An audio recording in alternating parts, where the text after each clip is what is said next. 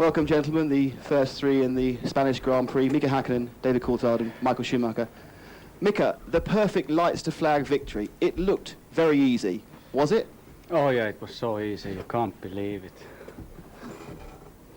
No, it wasn't. Obviously, I guess it's never easy.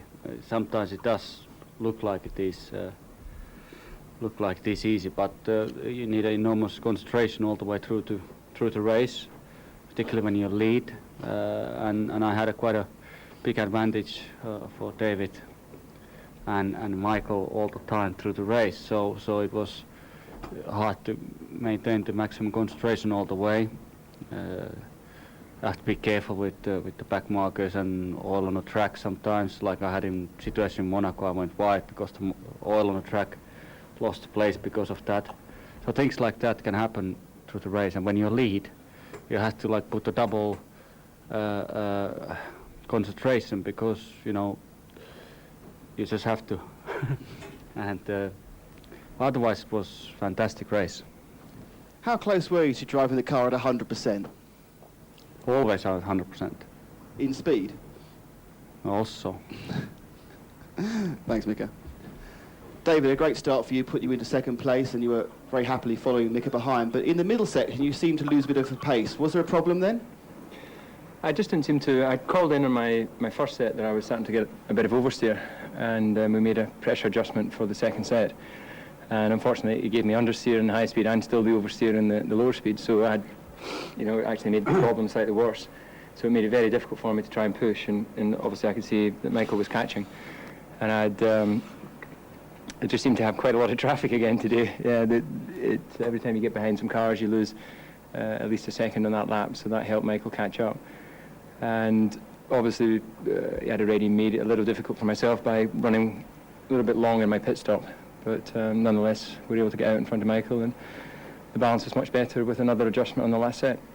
You mentioned the traffic. You had no problems like you had in Imola, though?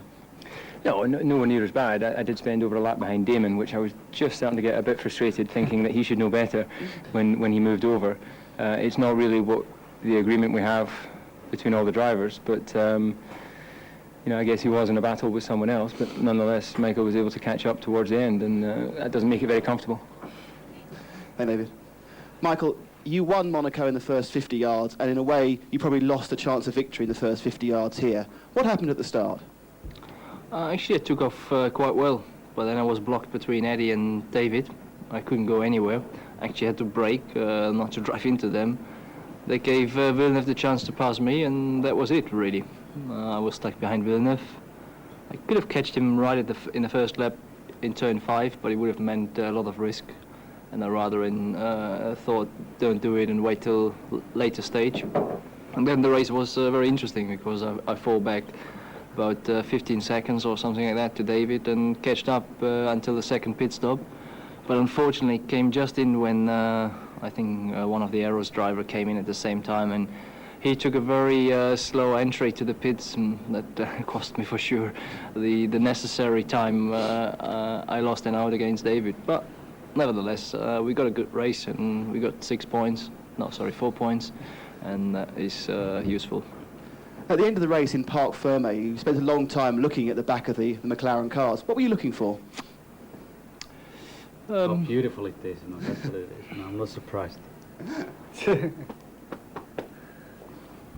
Obviously, these guys are having a good car, and you want to watch whether you see anything interesting, and you always see something interesting. Was it nothing to do with the fact that they were on the hard tyres and you were on the soft? I knew about that anyway.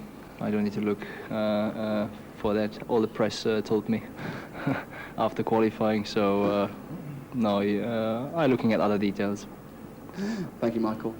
Mika, you're now just 6 points behind Michael, and the circus moves on to Canada, a circuit which of course is a temporary circuit like Melbourne. How do you rate your chances there? Well, our car is not definitely in optimum performance yet. It's still a lot of work to do with the car to make it faster. The engineers are working very hard, and they study maximum test results what we have done, the race results what we have done, and there is so much potential still to come, both ends, from the engine and from the chassis. And I believe they're going to find it, and with the hard work, we're going to do it, and it can take some while, but we're going to go for it all the way to the end and see what happened and see how fast we can go towards the end of the season. But certainly there is plenty of more to come, guaranteed. Thank you, Mika. And now, Mika and Michael, a word in your own language, please.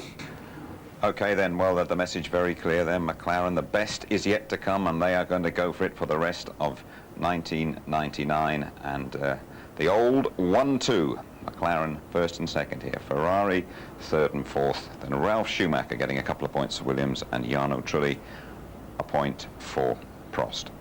Okay, let's have a word with Tony Jardine. Well, we said before the start, Tony, if they didn't do it here, they were going to look very, very shaky, the McLarens, and they've delivered. Yeah, they've done it. I mean, there are one or two good Ferrari circuits up and coming. McLaren, we said they needed a 1-2, and they've delivered it in the best possible way. Okay, Hakkinen was absolutely brilliant, but I have to say, David Coulthard did a great job today, not only just through the traffic, but you know, sustaining all that pressure from Michael Schumacher. But Schumacher, just very briefly, he said second or third place, if we get that, we'll be doing all right. He knew he was in trouble before he arrived here. Just a couple of points before we look at the moments of the race that have arisen from that press conference. David Coulthard having a little pop at Damon Hill there, said he didn't let him past. That's got a lot to do with the Grand Prix Drivers Association after San Marino, where David Coulthard was accused of not being aggressive enough in traffic. They all got together at DC's insistence to have a meeting about the blue flag situation. Damon hadn't actually had a blue flag at that time, so it's slightly unfair, but I'm sure they'll have a nice, well-mannered discussion about it. A gentleman's chat, perhaps. and classical Michael Schumacher there, when asked, what were you doing there, peeping in that McLaren? He took the glass of water, had a long sip, and told us absolutely nothing.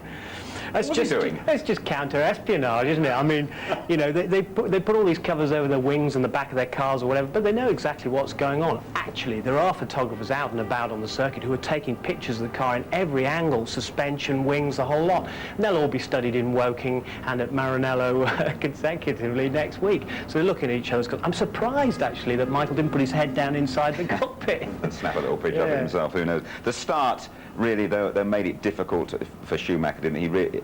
He really had a lot of ground to make up after that start. Rocket man Mika Hakkinen, this is sensational start. He got the revs just right, he was super cool, the bite, the grip that he got, look at him powering away there. But David Coulthard never gave up, he just went down the inside line. Look at him concentrating, and David just looking in his mirror, just keeping out Michael Schumacher while all that is going on down the outside. Great to have him back in the frame. Jacques Villeneuve rockets around the outside of that group, and the Ferraris way back there after that really bad start. And Irvine, it has to be said, briefly held up his teammate Michael Schumacher, of course, who was starting behind him. And it meant, of course, that Michael Schumacher couldn't get past Jacques Villeneuve, and early on it looked as though Schumacher, who drove a terrific charging race, had all sorts of trouble with the Ferrari. Well, for the first time, it seems to me, you know, Michael Schumacher followed what Eddie Irvine had done, not just the soft tyres, but in terms of setup. Eddie had gone his own way. Now, look, he was soaring at the wheel. Obviously, he was having problems with the tyres. Obviously, he was having problems with the balance of that particular car. But Villeneuve was driving a storm race. Villeneuve, if you remember, was locking up his inside front tyre all the time, making a superb effort. But Michael Schumacher was definitely in trouble. Yeah, with the wind around this circuit, with the groove tyres that make the car so difficult to handle and all that dirty air, overtaking isn't realistic here, so Schumacher nipped into the pits to try and get past Villeneuve.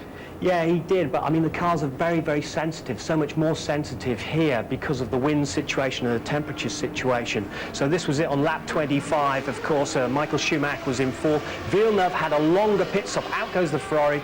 Poor Villeneuve there, slightly longer, and out goes Michael Schumacher to get ahead of him and rejoin actually in sixth place.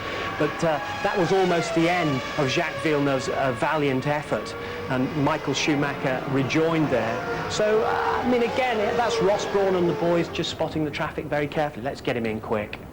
That old issue that we've been talking about quite a lot this season about the back markers, and they said they should have had blue flags. There weren't that many blue flags waved here, but Coulthard, although he complained about Daniel, he seemed to get through pretty well here.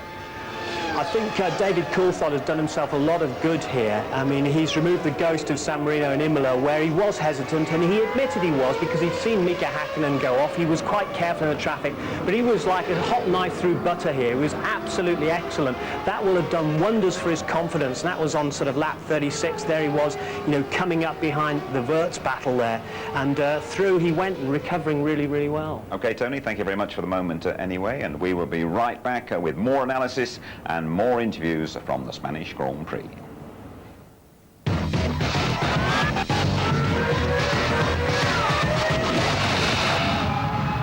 And you're back with us at the Catalunya circuit as we analyse the Spanish Grand Prix. Jacques Villeneuve and British-American Racing, he made that great start, but then sadly it all went wrong, and there might just have been 1 to 2 indications here, Tony, about a new team taking time to settle. New team taking time to settle, but he had actually broken something on the rear wing, and they tried to remove the offending top aerofoil there. And then when he tries to get away in a minute, he actually strips first gear. So he told Louise afterwards, which is a bit of a nightmare for them. Yes, they're top guys from a lot of top teams all put together, and they're still gelling together. But I'll tell you what, they have got a tremendous amount of speed from that brand new car. And the work that Jock Clear, his engineer who came from Williams, with Jacques Villeneuve, especially on the aerodynamics and the balance of the car, is superb. It's so quick. In a good week from that new Honda engine next year, haven't they? That'd be quick. Not bad, is it? David Coulthard made a right old pig's ear of one pit stop, and the fellow at the end on the old Jack, he must have breathed very, very heavily when he came in too quickly. But his next pit stop was really crucial for David. I'll tell you what, it's a good job for David Coulthard, because it used to be Ron Dennis on the old lollipop at the end, so he wouldn't want to run over the boss, would he? But yeah, he stretched the airlines on that. But the second stop was great. In fact, it was the fastest stop in 7.47 seconds. Now, this is why I say I think David has done himself an enormous amount of good, because the pressure he was under from Michael Schumacher all the time, even though Michael Schumacher's car was bad, still the ace of aces was pushing, and just when you think Schumacher's on the limit, he's going even faster. Coulthard soaked up all that pressure. He did himself an enormous amount of good today. Absolutely. Let's have a word with Adrian Newey, shall we? The big man, really the technical man at McLaren. He's talking to James. Adrian Newey, a fantastic victory today. It was tense at moments, but the reality was that you really always had it under control, didn't you? Yeah, I mean, I think obviously Jack did us an enormous favour at the start in getting ahead of the Ferraris, so that made life much easier. David seemed to be quite slow in the middle sector. We had a problem with the balance of the tyres in the middle of the sector, which made things a bit tight, but then he was able to just control things for the last stint to take second. Is that the reason why the lap times dropped off a little bit in the middle of the race? Because Mika dropped off by about 2 seconds a lap. Yeah, I think Mika was, well, I haven't spoken to him yet, but I think Mika was just taking it easy. David was having a problem. Okay, well done anyway. Thank you very much. Big smile in there from Adrian Newey, and why not? How much more to come from the Supermax? Well, now if they've got the reliability right, and they had a dreadful time in the Barcelona test the week previous to this race, if they've sorted out reliability, now they can start to eke out more power from the engine, eke out more speed through the aerodynamics of the car, maybe change the suspension a bit, but they had to cure the reliability first, so that's the important thing. The other important thing is Ron Dennis made a prediction. He said, we're going to take them down to the wire, you just watch, and that's why it's so great for motor racing. You look, first 9 on the grid, there was just a second between them. Yeah. It's so close now. Okay, absolutely right. Let's have a chat to Damon Hill, shall we, just outside the points in the Jordan. Not the most popular fellow around at the moment either. Damon, a hard battle for that final point. Well, we didn't get a point. So, yeah, it was a better... I see what you mean, yeah. It was I mean, 1 point, really. I mean, it's not really enough to keep the mind alive, really. I mean, you know, we qualified badly and got a bad start. And the car was really difficult to drive in the first part of the race. But, I mean, for a long time I was 12th, 13th. It's really pretty disheartening, you know. So if you don't give up, you keep trying, and you never know what happens. I mean, it made up quite a lot of places at the end. You still seem to put a lot of effort into it. I mean, you got a big cheer in the garage when you went past Barrichello. Well, that was quite exciting. It's nice to get a moment to remember. That was good. I mean, there was always going to be an opportunity if we got lapped or there was a back marker, and that's what happened. How much were the blue flags causing a problem in that battle? Well, I mean, unfortunately, you have to back off. You know, you just can't. I mean, I've been in that situation. You just can't hold them up. So I backed off. I lost, you know, 3 seconds, you know, each time I did it. So then I had to make the time back up. But it's, you know, it's exciting anyway. Thanks. Yeah, it is that. Lots of you very interested, by the way. Lots of response on the ITV Formula One website about that overtaking issue. Oliver Pang, you've been in touch, so have many, many others. We hope we're answering all your questions here in our post-race analysis. Let's have a word with Rubens Barrichello, shall we? David Coulthard unhappy with our Damon. I don't think Rubens too chuffed either. Rubens, you must be disappointed there. You did the right thing. You got out of the way and you lost a place at the end. Yeah, but that's not the fact of the race. I mean, that was nothing. I think he tried a very dangerous move, and I don't think. I mean, he overtook me. Yeah, fine, but it's. I mean, I could let him. I could let the car go onto him, and he would be on the wall. I think it was very unnecessary. And but in any case, you know, he overtook me. But that wasn't the case. I had no grip whatsoever my third stint on my second set, and I couldn't even overtake truly. He was 1.5 seconds low, and I lost grip. So basically, I had no. It wasn't a good run at the third run. Very frustrated, Rubens. Thanks so much. Grim-faced Rubens Barrichello. Eddie Irvine right up there in the points once again for Ferrari, finishing fourth. Here's his verdict. Thank you. Eddie, take me through your race, the start first of all. Well, I got initially away quite well, and then just picked up wheel spin. There was just no grip on the inside of the circuit. Bit disappointing, and then I was sort of stuck down the inside of DC, and he was keeping quite tight, so I had to brake a little bit early. And then I got done around the outside, but it was just, if you make a bad start initially, it's very difficult to recover, and I just got swamped by the momentum of others. He was doing his best to keep you behind, and it turned out to cost you dear. Yeah, but to be honest, I wouldn't have done better than fourth, so it made no difference. Fourth ain't bad. Eddie, this is how things look with 5 rounds gone. Michael Schumacher 6 points clear of Mika Hakkinen. Eddie Irvine right up there in third. Frentzen fourth for Jordan. Good points for David Coulthard in the McLaren, and Ralf Schumacher 6 for Williams. And the Drivers' Championship, Ferrari have clocked the 50. 51 McLaren on 36. Jordan third in 16. Okay, let's get a final verdict from you, Tony. Let's look ahead to the rest of the season. What have we learned here today? Well, this was an enthralling race, and I say it's really, really closed up. So it's hard to predict what's going to happen, other than that we're going to have a really great battle between Ferrari and McLaren. And when we look ahead to Canada, I think Michael Schumacher will be fairly buoyed. He's waiting for new suspension, that's one thing. They need to get that car to ride the curbs better. McLaren will now work on extra speed, so it should be a ding-dong in Canada. Amazing, really, isn't it? Everyone said this circuit suits the McLaren. I mean, why do they like it here so much?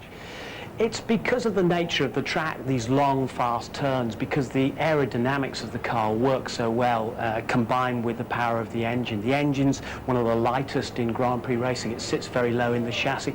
Everything's right about it. And when you go on an onboard lap with Mika Hakkinen, you can see what a stable platform it is. And it suits his aggressive driving style. It's great. Good. Tony Jardine, thank you very much indeed. Okay, now it's time to give you the winner of our competition. Remember, we were giving away that replica helmet worn by Damon Hill in his championship year in '96. Okay, we asked you the question, how many Grand Prix has Damon Hill won in his career? And we gave you 3 options as well. A 17, B 20, C 22. And the answer, well, it was C, 22. And our winner is Derek Nash from Weymouth in Dorset. Congratulations, thanks to everyone who entered, really to have a fantastic response, and you have nearly £3,000 worth of championship helmet. Highlights coming up later on. And from here, we go to the Canadian Grand Prix. You can see qualifying on Saturday night. That's repeated at 10 o'clock on Sunday morning, the race live. 5:15 Sunday afternoon. Plenty of football, though, here on ITV. In the meantime, we start straight after this program. McLaren's, haven't they? A 1-2 in Spain, and we must say happy anniversary to Mika Hakkinen, celebrating his first wedding anniversary today, and what a way to celebrate as well. Back-to-back victories in Spain from the whole of the ITV team in Barcelona. Bye-bye.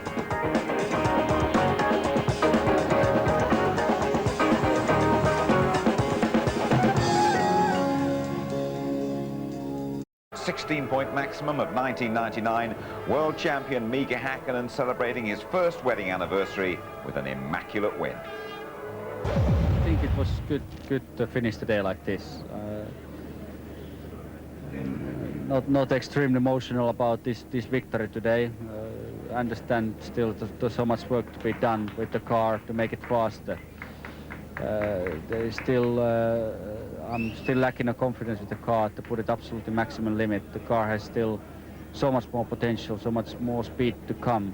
It's just a question of time when we will find the time. I hope before Canada. David, you got the jump on Irvine at the start. Tell me about the dice into the first corner. Yeah, no, that was fun because obviously Eddie was, you know, priming or trying to wind us all up about his starts, especially after beating us off the line in Monaco. So it was nice to get the jump there. I didn't have much of an advantage, so I had to come across a little bit just to protect what was going to happen for Michael. And otherwise, it was okay to get the first corner, you know, 1-2. Then it meant we had some clean air.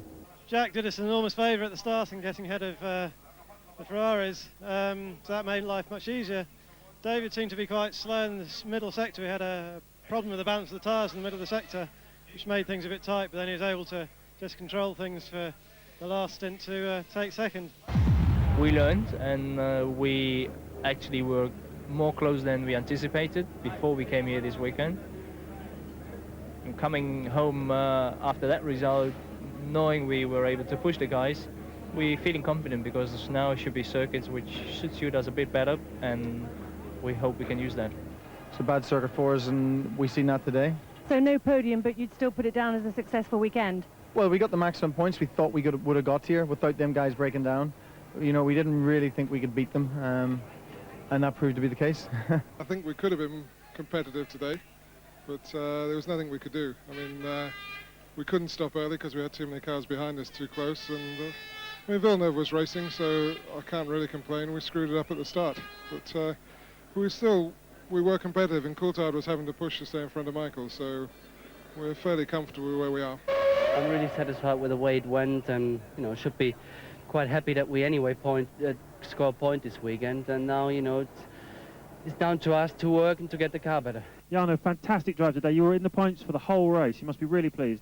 Yeah, I'm really pleased because I pushed really hard from the beginning. I had a good car, I mean, well balanced. We did a very good winter test here, so we managed our car really well during all the weekend, and then we got this point. The team has been hyper-professional this weekend. I think everything is coming together. It really did work as a very good team, and it's just taking a little bit of time to gel, but I think now we have gelled, and the more that we gel, the better reliability we'll get, and once we do that, we will be competitive. So the only way is up? There's no question of that. We still don't have any points. We can't get any lower. You got a big cheer in the garage when you went past Barrichello.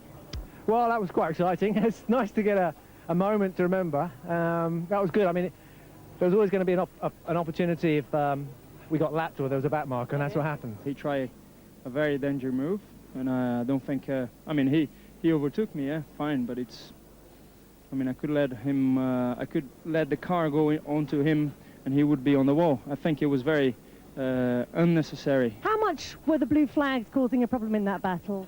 Well, I mean, unfortunately, you have to back off. You know, you just can't. I mean, I've been in that situation. You just can't hold them up. So I backed off. I lost, 3 seconds, each time I did it. So then I had to make the time back up. But it's, it's exciting anyway. How do you feel about this weekend as a whole then? It could not be better. It was fantastic. So then Michael Schumacher still leading the race, but the gap to Häkkinen is now down to 6 points. The consistent Eddie Irvine third. Frentzen failing to score this weekend, but David Coulthard doubling his season's total. In the constructors, Ferrari have passed the 50 mark. McLaren have trimmed 9 points off their lead, though. A blank day for Jordan and Stewart's, but Williams getting a couple of points. Right then, let's have a word about the Spanish Grand Prix with Tony Jardine. Overall thoughts, McLaren had to do it here, and they did. They did. It was a great 1-2, and Ron Dennis had said, look, I predict that we will take this championship down to the wire with Ferrari. Okay, it's us doing the chasing, but we're going to do it. You just watch us. And that's what they've done. They needed a 1-2, and quite crushing it was in the end. It was indeed. The start absolutely crucial, as always, and didn't they get away well? Mika Häkkinen just put his head down. He got the revs absolutely right. Look at the grip and the bite he got from there, the power of that Mercedes, and away he goes. While on the inside, Michael Schumacher's struggling behind Irvine, gets past him. Coulthard makes a brilliant start, and he defended that second place from Schumacher behind. While all that's going on, round the outside comes Jacques Villeneuve, absolutely storming start.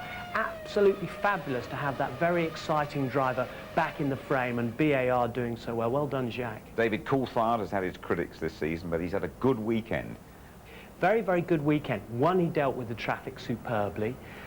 Two, he dealt with incredible pressure from Michael Schumacher. He's done his confidence an enormous amount of good, and well done to David. Dodgy moment in the pits for him, though. Yeah, well, you know, he hasn't had that many pit stops this year. You can imagine the guys are down on one knee waiting for the car to come out with their hand along there. You're stretching the hoses. They've got to reach back and get the tyres. The amazing thing is that they turned him around and got him out in 12.8 seconds. That is a brilliant job by McLaren, and Coulthard survived that. We thought Villeneuve could be in for the best race for British-American racing, but it ended sadly for him. It did, and a bit of a disaster for them, but the thing they'll be very happy about is their form. Now, he had this damage on the rear wing, which delayed him in the pits there. Don't forget, he got into third place. He was keeping Schumacher behind him, and then he'd lost out in the pit stops then. Something went in the transmission. They suspect it was first gear. Poor old Villeneuve. Schumacher gave it a typical charge, but after a really good pit stop, David Coulthard was always going to finish second. Well, this was the part, you see, David Coulthard was soaking up all this pressure. And, you know, Michael Schumacher was just 3 seconds behind him when he came in, but this time he absolutely stopped on the spot. You know, came in, the McLaren mechanics did a fabulous job and got him back out there, and he stayed ahead. Look at this. Look where Schumacher was. And slightly colder tyres, obviously, for David Coulthard as he comes out. But again, he pulled away then and secured that second place for McLaren. Vital. Just finally, what about those criticisms from David Coulthard and Rubens Barrichello about Damon Hill? GPDA are all in this together. Hill and Coulthard have discussed it at length. 3 blue flags. If you ignore them, you come in for a 10-second stop-go. Damon hadn't even had a blue flag at that point, so they can settle that over a half a pint of beer together. Tony Jardine, thank you very much indeed. Right then, here's your complete rundown of what happened in Barcelona. Häkkinen and Coulthard reign in Spain. Michael Schumacher, always a finisher in '99. Eddie Irvine, another fine weekend's work from him. Ralf Schumacher in the points. Don't forget he started 10th. Trulli 6th for Prost. Damon Hill just fails to score. Barrichello 8th for Stewart. Sarlo 9th, could be his last drive for BAR. Fisichella and Wurz. That really is disappointing for Benetton. Local boy De La Rosa and Takagi, the last 2 finishers. Badoa spun off. Herbert's transmission went, same for Villeneuve, yet to finish this season, like Deniz, who had gearbox failure. Frenson's drive shaft broke. Alesi also had gearbox problems. Zanardi's transmission caused his latest setback. Panis and Genet, who failed to start, both had faulty gearboxes. Right then, next we go to Canada for the Canadian Grand Prix qualifying on the Saturday evening, repeated on the Sunday morning. The race is live at 5:15 and the highlights round about midnight. Okay then, McLaren had to get it right here, and they did. A 16-point maximum on their favourite track, and the championship is bubbling up nicely as we head for Montreal. Good night to you all.